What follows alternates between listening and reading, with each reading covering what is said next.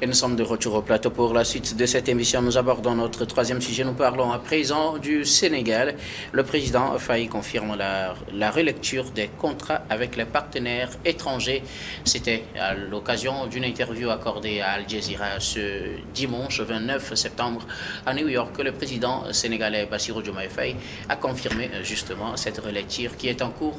Relecture des contrats avec les partenaires étrangers. Plusieurs sociétés étrangères exploitent le sous-sol sénégalais surtout, et depuis leur arrivée au pouvoir, ils ont fait de la lutte contre la corruption et la révision des contrats miniers leur promesse phare à tenir durant les premiers moments de leur gouvernance. C'était justement la promesse de campagne de Bassirou Diomaye Faye. Son premier ministre Ousmane Sonko l'avait annoncé, le président le confirme. Un comité est en cours de travail pour réactualiser ou bien renégocier s'il le faut les contrats avec les différentes sociétés. Une annonce faite alors que le pays se dirige vers des élections législatives anticipées, qui auront lieu le 19 novembre prochain. Nous en parlons avec nos invités. Je commence par vous, Adam Adjronou. Le Premier ministre Sonko l'avait annoncé, le président le confirme, le Sénégal a engagé une procédure de relecture de tous les contrats avec les partenaires étrangers. Oui, ça faisait partie de l'un des points de la gouvernance de rupture qu'avait annoncé le duo Sonko-Faye et qui était donc l'un des motifs sur lesquels ils sont élus. Mais depuis leur magistère à la tête du Sénégal, il est bien évidemment, en tout cas, connu de tous les Sénégalais qu'en réalité, les Sénégalais essaient donc de l'étudier point par point. Ils reviennent toujours sur ce programme de société annoncé par ce duo.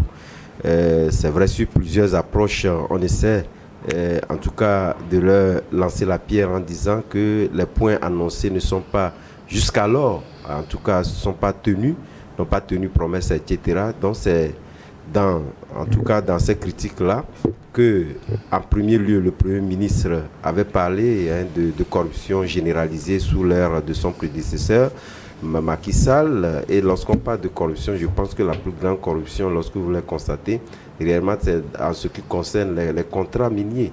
Et justement, lorsque vous prenez, cela revient dans une sorte de rhétorique que l'Afrique en général essaie d'annoncer. Je pense que les pays bien avant le Sénégal l'ont dit. Si aujourd'hui, la plupart de nos pays où l'extraction minière devait être un facteur de développement, on a constaté que les contrats sont mal négociés et dans le pays, elle-même ne tire pas réellement d'un profit à la hauteur des souhaits de ces contrats miniers-là. Donc, cela a plu au Burkinabé, aux Sénégalais, parce que le président ou le duo Diomaye Faye l'ont annoncé, donc véritablement, ils veulent voir clair. Ouais, ils veulent voir clair. Et justement, voir clair voudrait dire qu'on puisse réellement donc à égal. Égal parce qu'on parle couramment de contrat gagnant-gagnant. En réalité, c'est ce qui est dit également dans ce contenu-là. Mais pour eux, aujourd'hui, c'est réellement voir dans les méandres de ces contrats si réellement le Sénégal tire meilleur profit ou pratiquement, puisqu'on parle de la transformation, etc. Puis c'est ce que les partenaires également mettent sur la table, en parlant du fait que ces contrats étant donné que, voilà, il y a le transport à les transformer. Donc, ils essaient de basculer la balance à leur camp. Donc, aujourd'hui, on ne parle pas de transformation, mais on veut voir véritablement si ce contrat, tenant compte de tous ces éléments qui rentrent en ligne de mire, faire en sorte que le Sénégal puisse sortir gagnant de ces contrats-là, tienne la route. Donc, c'est à cela que ce comité-là est mis en place.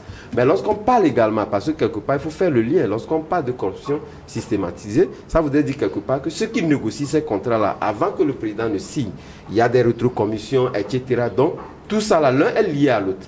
Donc, je pense que les deux disent la même chose. Mais ici, on ne nous dit pas réellement si ces contrats sont en défaveur ou en faveur, mais justement, c'est pour faire en sorte que l'opinion puisse être tenue informée de ce que contient ces contrats, si le Sénégal gagne ou il ne gagne pas. Merci beaucoup. Alors, est-ce que l'annonce de cette renégociation de contrats avec les partenaires étrangers pourrait être bénéfique pour le camp Sonko? Je veux parler du PASTEF de façon générale, puisque ce parti qui est aujourd'hui le parti au pouvoir au Sénégal est dans la course pour les prochaines législatives avec pour objectif d'obtenir une majorité pouvant lui permettre de diriger le pays. Oui, ils ont intérêt pour la simple et bonne raison que les Sénégalais les attendent au contour. Je le disais tantôt, parce que les Sénégalais ne sont pas satisfaits en réalité de ces points qui leur ont été donc annoncés.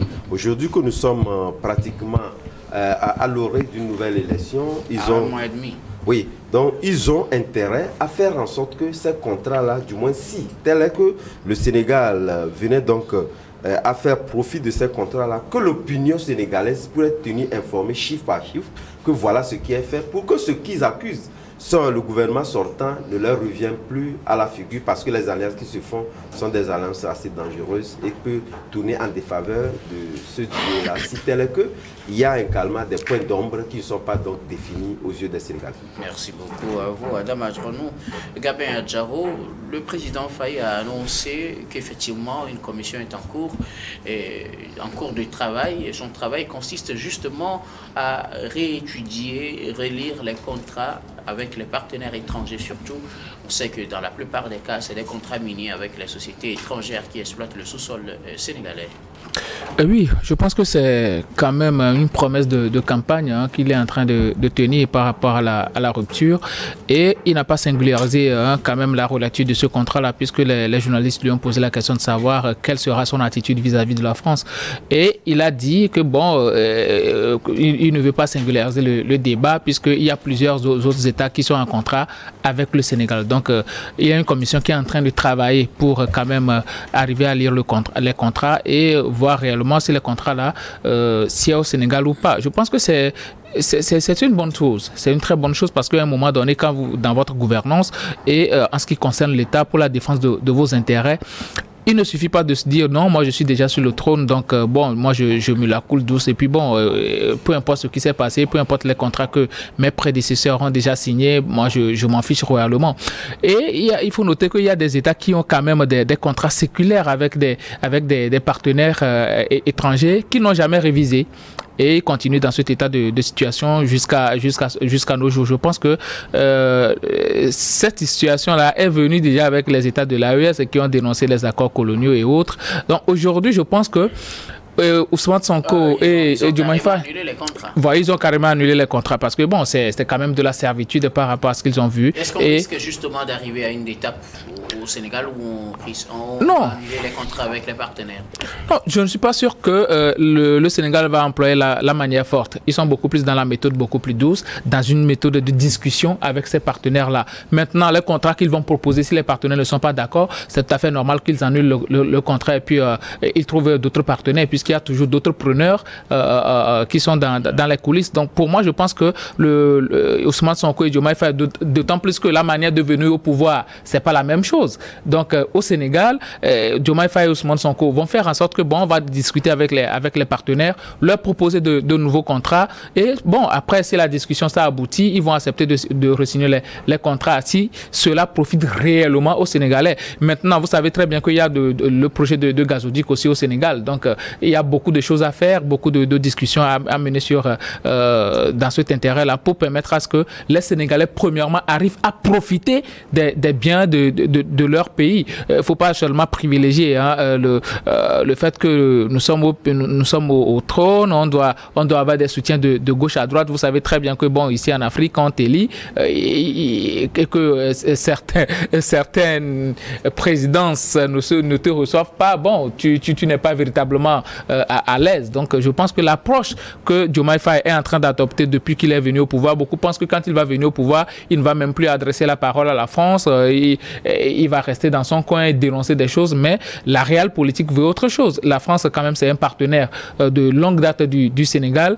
Si aujourd'hui le Sénégal veut voir les contrats et que les contrats signés avant ne plaisent pas aux Sénégalais, je pense que bon, il va falloir arrêter et trouver d'autres partenaires. Mais si la France accepte de renégocier les contrats et accepte les termes proposés par le Sénégal, vous savez, c'est un contrat, c'est quand même à titre synalagmatique. On discute autour d'une table, l'autre apporte ses propositions, l'autre discute de la proposition et vous arrivez à trouver un compromis. C'est autour de ce compromis-là que vous pouvez arriver à signer le contrat. Mais s'il n'y a pas de compromis, la meilleure des choses, c'est que vous rompez vos contrats et puis bon, que chacun parte de son côté. Donc, je pense que Diomaye Faye et Ousmane Sonko sont dans la ligne droite quand même de de leur programme de société qu'ils avaient fait avant de venir au pouvoir. Adam vient de le dire. Après, Ousmane Sonko avait parlé la dernière fois quand même des malversations qu'il y avait eu lors de la gouvernance de Macky Sall. Donc, je pense qu'on doit aller dans cet élan-là de reddition de comptes et il ne faudrait pas que quelqu'un, après avoir gouverné, il se la coule douce, comme si il n'avait rien fait de mauvais, alors que derrière lui, il a laissé quand même des caisses vides. Alors, réduction du train de vie de l'État, renégociation des contrats, lutte contre la corruption, peut-être augmentation des capacités d'épargne de la ménagère, ça fait partie des promesses phares du duo Faye Sonko pour la présidentielle de mars dernier. Les voilà encore en lice pour les élections législatives anticipées de novembre. Est-ce que cette annonce pourrait jouer en leur faveur? Oui, je pense que ça va jouer en leur faveur. Ça va jouer en leur faveur, d'autant plus que son pouvoir, ça ne fait pas, même pas encore un an. Donc, depuis avril. Donc, c'est pas trop long. On va pas trop leur en tenir rigueur puisqu'ils sont venus trouver quand même un État avec des caisses vides et ils l'ont déjà annoncé. On a vu tout ce qu'il y a eu avant qu'ils ne viennent au pouvoir. Donc, ce amour-là que les Sénégalais leur portent, cet espoir-là que les Sénégalais ont mis en eux, je pense que ça existe toujours et ils vont leur accorder quand même une majorité suffisante au Parlement pour avoir les coups de franche, pour pouvoir diriger le pays. Et c'est qu'après cela qu'on pourra les juger véritablement par rapport à ce qu'ils vont faire. Maintenant, est-ce qu'ils ne s'y prennent pas tard, puisque la Commission a commencé son travail il y a pratiquement quelques semaines, disons un mois. Oui. Est-ce que ce n'est pas tard, vu qu'ils ont pris le pouvoir en avril et que cela faisait partie de leur promesse phare? Non, ce n'est pas tard. Avril, vous savez, gérer un pays, c'est toute une procédure. C'est quelque chose de très difficile. Tout est prioritaire. Vous devez gérer beaucoup de choses. Donc, pour moi, je pense que c'est pas trop tard. C'est pas avril. Nous sommes en fin septembre. Donc, oui, bon, nous sommes à avril, octobre. C'est pas trop tard. C'est même pas tard. Ils sont venus. Ils doivent revoir les choses, faire l'état des lieux, nommer le gouvernement et tout ça. Donc, par rapport à ce que l'Assemblée leur a fait subir et tout, je pense qu'il y a beaucoup de choses qui plaident en leur faveur et lors des prochaines élections, ma foi, les Sénégalais vont leur accorder quand même une majorité assez suffisante pour leur permettre d'avoir les coups de franche pour diriger le pays et maintenant amorcer leur programme. Merci beaucoup à vous, Gabin et Sana. Il y a de cela 6 mois que le président Faye a pris le pouvoir. Ses annonces phares, c'était justement la renégociation des contrats qui ne sont pas surtout à l'avantage du Sénégal. Et pour ce faire, il faut d'abord une relecture de ces contrats avec les partenaires étrangers. C'est ce qui est en cours actuellement. Il a annoncé ce dimanche lors d'une interview accordée à Al Jazeera. Oui, c'est ce qui a été annoncé effectivement. Et il faut placer cela dans son contexte. S'il est vrai que le duo a pris le pouvoir il y a de cela 6 mois, il faut reconnaître aussi que l'Assemblée nationale qui était acquise au président Macky Sall ne leur facilitait pas la gestion du pays. Et donc, beaucoup de réformes, beaucoup de projets qui devraient être entérinés au sein de l'Assemblée nationale n'ont pas pu l'être. Et ce qui a fait que le président a dû prendre ses responsabilités, ses prérogatives qui lui permettaient, n'est-ce pas, de dissoudre l'Assemblée nationale, ce qu'il a fait le jour même à partir duquel c'était possible. Et donc, c'est ça qui explique le fait qu'on peut dire que depuis 6 mois, rien n'a pratiquement été fait. Bon, maintenant, il va falloir qu'ils fassent preuve de bonne foi, à mon avis, vis-à-vis de leur population. C'est pourquoi, vous le verrez, c'est le 19 août que cette commission chargée de la relecture des contrats a été mise sur pied. Et donc, il s'agit essentiellement des contrats miniers et gaziers, essentiels miniers d'hydrocarbures, surtout ceux du pétrole et des gaz sont censés apporter comme revenu annuel près de 700 milliards de francs CFA. Donc les sommes sont colossales. Il s'agit essentiellement de ceux des multinationales Woodside et puis British Petroleum. Et donc, l'objectif en soi, ce n'est pas de nationaliser comme ils ont rassuré les journalistes et les partenaires, mais c'est de voir si ces contrats vraiment vont dans le sens des avantages de la République sénégalaise. Donc, il s'agit de voir s'ils sont vraiment gagnants ou bien s'il y a eu, n'est-ce pas, de la corruption, il y a eu des rétrocommissions. Lorsque vous prenez un pays et que vous remarquez que près de 600 milliards ont disparu des caisses, dont 300 qui n'auraient pas dû être engagés, ont été engagés, dont 300, on n'y a aucun justificatif de leur utilisation, ben ça pose problème. Donc, ils sont sur cette voie-là et j'espère que les résultats, peut-être que cette commission-là va arriver va encore donner plus de crédibilité à eux, vu que les élections législatives, c'est au mois de novembre, si je ne me trompe pas, et donc sûrement qu'ils souhaitent utiliser les résultats, les conclusions de cette commission-là comme argument électoral. Et justement, est-ce que cela peut avoir des retombées politiques pour le PASTEF qui est aujourd'hui en lice pour les élections législatives anticipées? Tout à fait, ça va avoir forcément des retombées puisque ça faisait partie de leur promesse phare de campagne lorsqu'ils étaient candidats aux élections présidentielles. Et donc, concrétiser ces promesses-là vont leur donner du poids, vont leur donner un argument politique qui va pousser, n'est-ce pas, les Sénégalais à voter massivement leur liste. Mais juste un mot, parce que vous savez, je pense que gagner ces élections ou mettre ces arguments-là en leur faveur dépendra véritablement d'un discours à mettre sur la table lors donc, de ces campagnes et les moments d'avant. Les moments d'avant, justement, lorsqu'on parle donc de ces contrats renégociés, la plupart du temps, nous avons constaté que les politiques, lorsqu'on n'a pas réellement donc d'arguments, on essaie d'enfoncer davantage celui que vous avez donc succédé et faire en sorte que vous ressortez en réalité les maladresses de sa gouvernance pour s'attirer en tout cas la sympathie de l'opinion. Mais lorsque vous prenez un pays comme le Sénégal, un pays où la quasi-majorité de la population est une population assez instruite, ils ne croient pas en réalité à cela. Et justement, je parlais tantôt du fait que lorsque vous prenez les annonces qui sont nouées, parce que quelque part, à part les maladresses liées donc à la politique, le maintien de Macky Sall en poste, les attractions qui allaient avec, Macky Sall n'était pas en tant que tel jugé sur, en tout cas, l'efficacité de sa gouvernance, puisque les Sénégalais, à un moment donné, ne se disaient que voilà, le panier de la ménagère, etc., comme vous le citez. Donc, je me dis, c'est un discours qui peut être engagé sur deux fronts et qui peut, naturellement, si tel qu'on n'a pas les mots pour le justifier, peut tourner en leur défaveur dans un pays comme le Sénégal, qu'il ne faut pas comparer avec d'autres pays où il y a une proportion d'analphabètes et ces discours-là ont toujours pris. Ce n'est pas évident que le Sénégal s'apprête.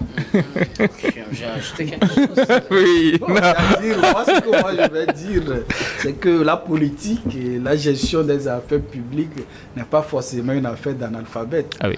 Si le paysan, si l'ouvrier qui travaille voit que ses conditions s'améliorent, je crois qu'il sait comprendre. On n'a pas besoin d'aller à l'école pour comprendre si l'action gouvernementale est efficace ou pas. Merci beaucoup. Oui, bon, je pense, je l'ai déjà dit, vous savez, Ousmane Sonko et Diomaye Faye, ce sont quand même des inspecteurs qui sont venus à ce niveau-là, donc ils savent réellement à quoi s'en tenir et ils savent ce que c'est que de faire des audits. Donc ça a pris tellement de temps de faire l'audit de toutes les caisses de l'État, de tout ce que Macky Sall a eu à engager durant sa mandature. Je pense que ils savent ce qu'ils sont en train de faire. Certes, les résultats ne vont pas sortir avant même les législatives, hein, mais je suis sûr que les Sénégalais, ils savent ce qu'ils sont en train de faire. On ne peut pas élire un président et puis par après ne pas lui accorder la majorité à l'Assemblée nationale pour qu'il puisse gouverner. Donc les Sénégalais vont lui accorder la majorité. Et puis vous commencez déjà la campagne pour... non, pas du tout, mais c'est la réalité. Nous allons marquer une nouvelle pause, puis on reviendra tout à l'heure pour la dernière partie de cette émission.